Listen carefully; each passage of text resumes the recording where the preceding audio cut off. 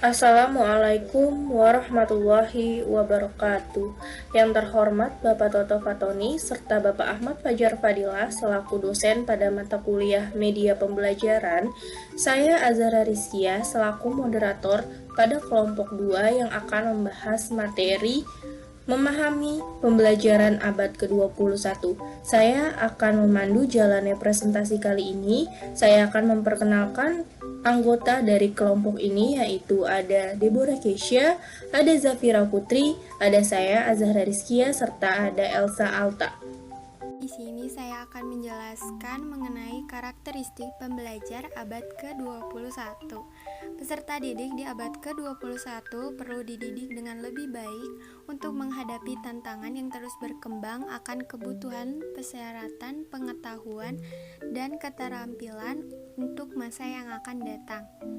Apa yang peserta didik pelajari saat ini dibutuhkan untuk mempersiapkan mereka seperti apa ke depannya. Guru perlu memahami karakteristik siswanya untuk mempersiapkan pengalaman belajar yang berkualitas bagi peserta didik. Para pembelajar abad ke-21 diharapkan dapat diberdayakan untuk mengeksplorasi ide-ide dengan cara mereka sendiri dan guru untuk melayani sebagai pelatih atau fasilitator. Oleh karena itu, sangat penting bagi guru untuk membantu siswa mengembangkan pembelajaran sehingga dapat mengumpulkan fakta-fakta maupun informasi dan juga membantu mereka dalam membangun kerangka konseptual dengan tujuan memfasilitasi pemahaman dan penerapan pengetahuan mereka. Multitasking di sini, siswa perlu menyadari tingkat pembelajaran mereka untuk memastikan bahwa mereka belajar secara efisien dan efektif, terlibat dalam pemahaman yang mendalam tentang pengetahuan dan keterampilan yang dicari. Lalu ada motivasi. Pembelajar abad ke-21 membutuhkan kemampuan yang tidak hanya terlibat dalam keterampilan metakognitif untuk pemantauan diri, melainkan untuk termotivasi menggunakan semua jenis pengalaman dan kesempatan untuk memperluas pengetahuan dan keterampilan. Keller menjelaskan 4 hal penting aspek dalam merancang pembelajaran. Yang pertama ada perhatian, yang kedua ada relevansi, lalu ada kepercayaan diri, dan yang terakhir kepuasan. Lalu selanjutnya ada kecerdasan ganda. Konsep kecerdasan ganda dikembangkan oleh Gardner. Gardner mengidentifikasi 9 aspek kecerdasan. Yang pertama ada verbal atau linguistik, yang kedua logis, yang ketiga visual, yang keempat musikal atau ritmik, yang kelima tubuh atau kinestetik, yang keenam interpersonal, memahami orang lain, yang ketujuh intrapersonal, yaitu memahami diri sendiri. Yang kedelapan adalah naturalis, dan yang kesembilan eksistensialis. Teori Gardner menyeratkan bahwa guru yang efektif perlu mempertimbangkan kemampuan belajar yang berbeda dari siswa mereka, mengakui bahwa siswa sangat bervariasi dalam hal kekuatan dan kelemahan di masing-masing bidang tersebut. Cara terbaik untuk melakukannya adalah dengan merancang pembelajaran yang secara aktif membahas berbagai kemampuan belajar dengan mempertimbangkan preferensi persepsi siswa dan kekuatan, kebiasaan pemrosesan informasi, motivasi faktor, dan sifat fisiologis yang mempengaruhi kemampuan peserta didik untuk mempelajari. Materi selanjutnya yaitu kebiasaan pengolahan informasi. Sebagai tenaga pendidik akan menemukan perbedaan cara siswa belajar atau memproses informasi. Kebiasaan pemrosesan informasi ini atau gaya pikiran digunakan untuk mengelompokkan pelajar menurut gaya konkret versus gaya abstrak dan acak versus runtunan menurut Butler 1986.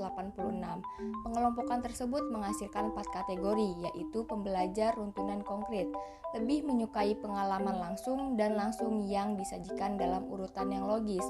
Mereka belajar paling baik dengan buku kerja, instruksi berbasis komputer, demonstrasi, dan latihan laboratorium terstruktur. Selanjutnya, pembelajar acak konkret, yaitu condong ke arah pendekatan coba-coba. Mereka lebih menyukai strategi seperti permainan, simulasi, proyek belajar mandiri, dan pembelajaran penemuan. Selanjutnya, pembelajar runtunan abstrak, yaitu memecahkan kode pesan verbal dan simbolik dengan mahir, terutama ketika disajikan dalam urutan logis. Seperti contoh, membaca dan mendengarkan presentasi adalah strategi yang disukai. Selanjutnya, pelajar acak abstrak, yaitu dibedakan oleh kapasitas mereka untuk menarik makna dari presentasi manusia. Mereka menanggapi nada dan gaya pembicara serta pesannya. Mereka melakukannya dengan baik seperti diskusi kelompok dan kuliah dengan periode tanya jawab. Selanjutnya adalah faktor fisiologis, yaitu faktor yang berkaitan dengan perbedaan gender, kesehatan, dan kondisi lingkungan yang dapat mempengaruhi pembelajaran. Anak laki-laki dan perempuan cenderung merespon secara berbeda terhadap berbagai pengalaman sekolah. Misalnya, anak laki-laki cenderung lebih kompetitif dan agresif daripada anak perempuan, dan akibatnya merespon lebih baik terhadap permainan kompetitif. Sedangkan anak perempuan sering lebih menyukai kegiatan belajar yang melibatkan keterlibatan siswa dalam diskusi dan berbagai ide. Tenaga pendidik akan menemukan bahwa siswa tersebut memiliki preferensi dan toleransi yang berbeda mengenai faktor-faktor ini. Selanjutnya adalah pengukuran gaya belajar. Maksud dalam menggunakan informasi tentang gaya belajar peserta didik adalah untuk mengadaptasi instruksi agar lebih memenuhi kebutuhan individu peserta didik. Contoh adaptasi kelas seperti menyediakan ruang baca dengan karpet dan kursi yang nyaman atau mengatur tempat belajar dengan pencahayaan redup yang agak pribadi dan tenang. Tenaga pendidik akan menemukan bahwa ada banyak strategi dan serangkaian teknologi dan media yang dapat membantu peserta didik dalam upaya belajar mereka. Materi selanjutnya adalah teori belajar. Teori belajar masing-masing memiliki keterlibatan untuk pengajaran secara umum, untuk penggunaan teknologi dan media pada khususnya. Secara singkat, mensurvei masing-masing perspektif utama tentang pembelajaran dan mendiskusikan keterlibatannya. Menurut Driscoll tahun 2005, membahas teori belajar dan dampaknya terhadap keputusan mengajar secara lebih rinci. Yang pertama adalah perspektif perilaku, yaitu tertarik pada perilaku sukarela, seperti mempelajari keterampilan baru daripada perilaku refleksif, menunjukkan bahwa memperkuat atau menghargai tanggapan yang diinginkan dapat membentuk pola perilaku suatu organisme. Mereka hanya mengandalkan perilaku yang dapat diamati. Akibatnya, mereka lebih nyaman menjelaskan tugas belajar yang relatif sederhana. Karena postur ini, behaviorisme memiliki aplikasi terbatas dalam mengajar keterampilan tingkat yang lebih tinggi.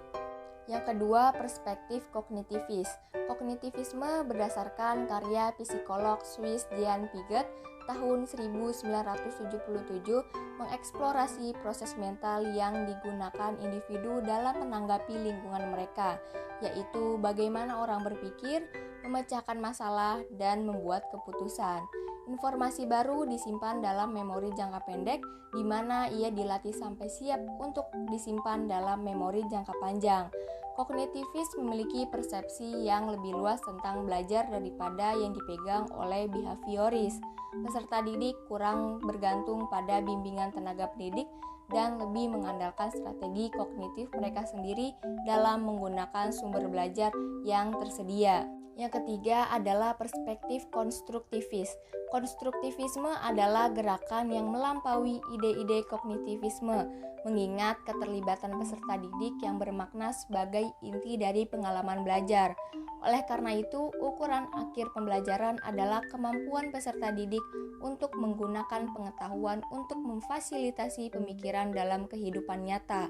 Suatu pendekatan yang sesuai dengan kemampuan belajar yang dibutuhkan pembelajar pada abad ke-21 untuk masa depan yang tidak pasti, di mana mereka harus memecahkan masalah yang tidak hanya bermodalkan pada pengetahuan mereka yang ada, tetapi juga mengharuskan mereka untuk mencari informasi atau keterampilan tambahan dalam menemukan solusi yang efektif. Yang terakhir, perspektif psikologi sosial. Psikologi sosial adalah pendekatan lain untuk mempelajari instruksi dan pembelajaran. Peneliti seperti Robert Slavin tahun 1990 telah mengambil posisi bahwa pembelajaran kooperatif lebih efektif dan lebih bermanfaat secara sosial daripada pembelajaran kompetitif dan individualistis. Tenaga pendidik perlu mengembangkan sikap pilihan terhadap berbagai sekolah psikologi pembelajaran. Jika menemukan bahwa situasi belajar tertentu cocok untuk pendekatan behavioris, maka menggunakan teknik dalam berperilaku. Sebaliknya, jika situasi membutuhkan strategi kognitivis atau konstruktivis, itulah yang harus digunakan. Ketika berhadapan dengan pelajar abad ke-21 di kelas, pertimbangkan teori belajar mana yang paling sesuai untuk jenis tugas belajar tertentu yang ada. Baik, selanjutnya saya akan membahas materi mengenai informasi dan pembelajaran. Sebagai seorang pendidik, harus mengetahui perbedaan informasi dan pembelajaran. Dari gambar ini, kita bisa mengetahui informasi dan pembelajaran itu adalah suatu hal yang berbeda. Informasi adalah suatu pengetahuan, fakta, berita, komentar, dan isi. Sedangkan untuk pembelajaran adalah upaya merangsang proses pembelajaran dengan pengalaman dalam membantu peserta didik untuk mencapai kemampuan yang diinginkan.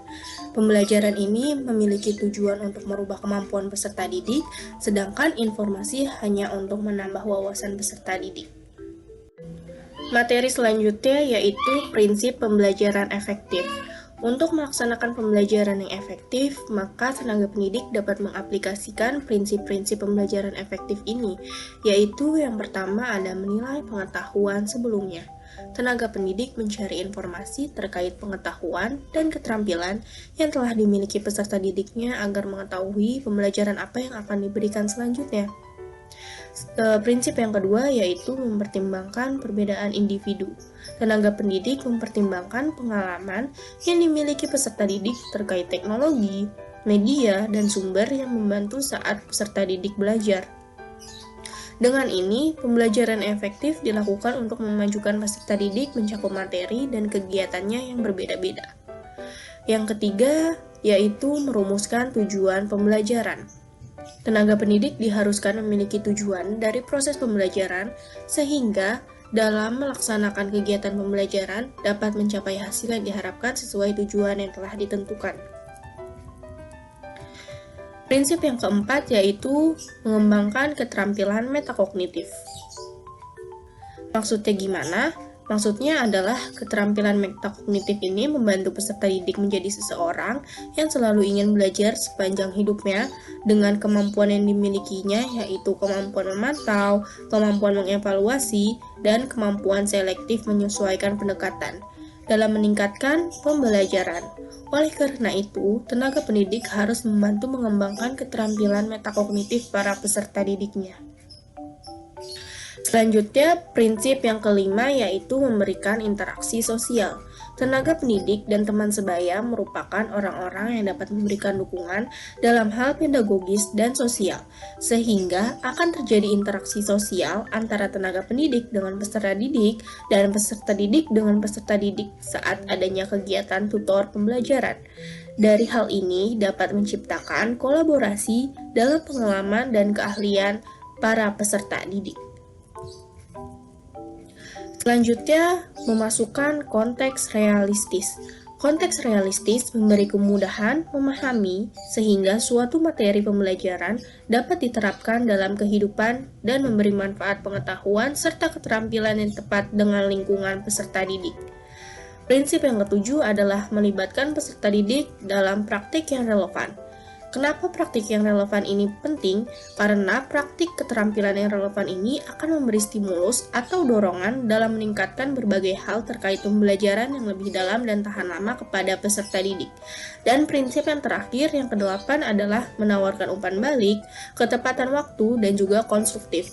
memberikan umpan balik kepada peserta didik, melaksanakan ketepatan waktu dalam pembelajaran, dan membina peserta didik sehingga peserta didik akan mengetahui kesalahan atau keberhasilan dalam kinerja pembelajaran.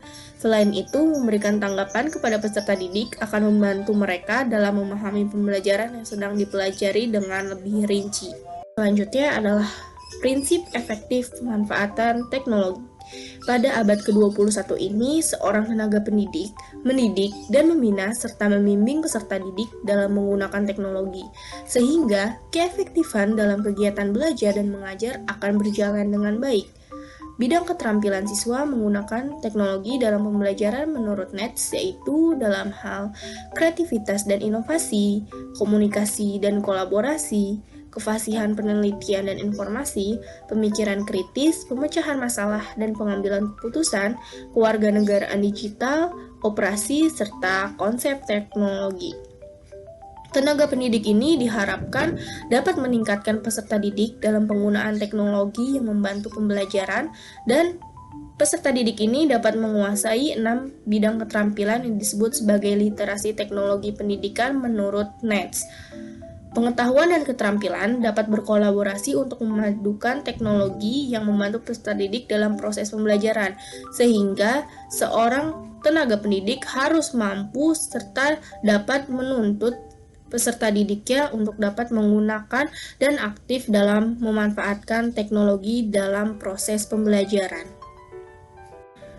Selanjutnya adalah materi mengenai prinsip efektif pemanfaatan media. Maksudnya adalah seorang tenaga pendidik harus mampu memanfaatkan media untuk proses pembelajaran yang akan diberikan kepada peserta didiknya. Ada yang disebut dengan keterampilan literasi media. Maksudnya adalah meliputi cara mengakses, memahami, menganalisis, dan menciptakan pesan baru di media. Oleh karena itu, tenaga pendidik dapat melakukan pendekatan pengajaran dengan memanfaatkan sumber dari media-media seperti dalam bentuk teks, buku, ataupun video-video, film, dan lainnya.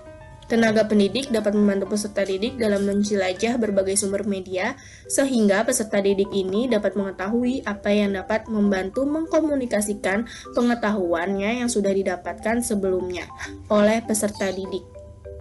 Yang terakhir ada prinsip efektif pemanfaatan teks. Pembelajar abad 21 saat ini menghadapi teks sebagai bagian dari interaksi sehari-hari bersama teknologi dan media.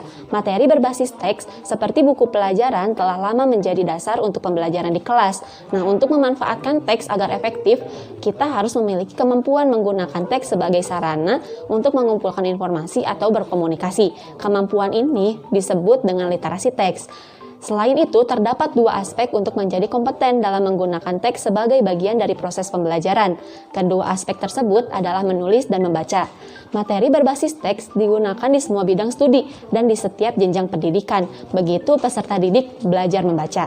Materi teks umumnya digunakan untuk menyajikan informasi, seperti handout yang digunakan untuk melengkapi presentasi pendidik atau digunakan untuk belajar mandiri. Adapun kelebihan teks sebagai bagian dari proses pembelajaran.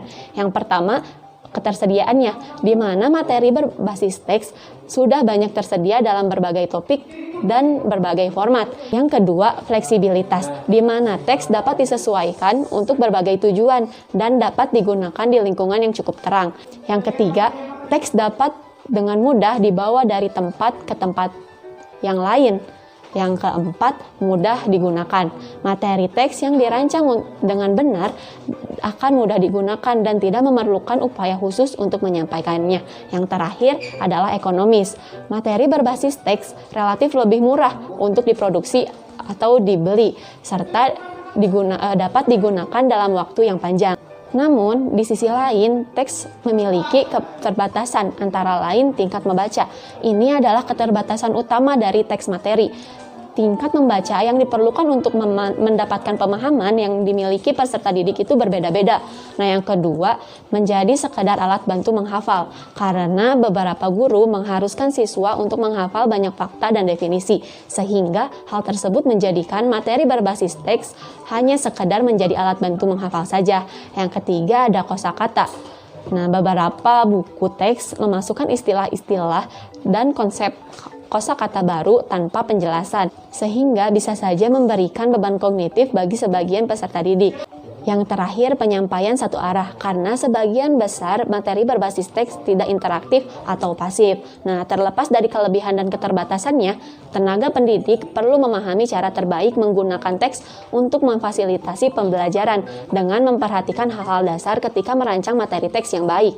Hal-hal dasar tersebut meliputi font harus jelas dan terbaca oleh peserta didik, menggunakan latar belakang yang sederhana agar memudahkan peserta didik untuk lebih fokus, serta mengatur spasi dan gaya teks seperti tebal atau miring untuk membantu peserta didik menemukan informasi dengan cepat dan mudah. Dan pastikan tidak ada yang salah ketik serta harus hati-hati saat meninjau dan harus siap untuk merevisi ungkapan teks kritis untuk membantu memastikan bahwa semua peserta didik memahami pesan dengan benar.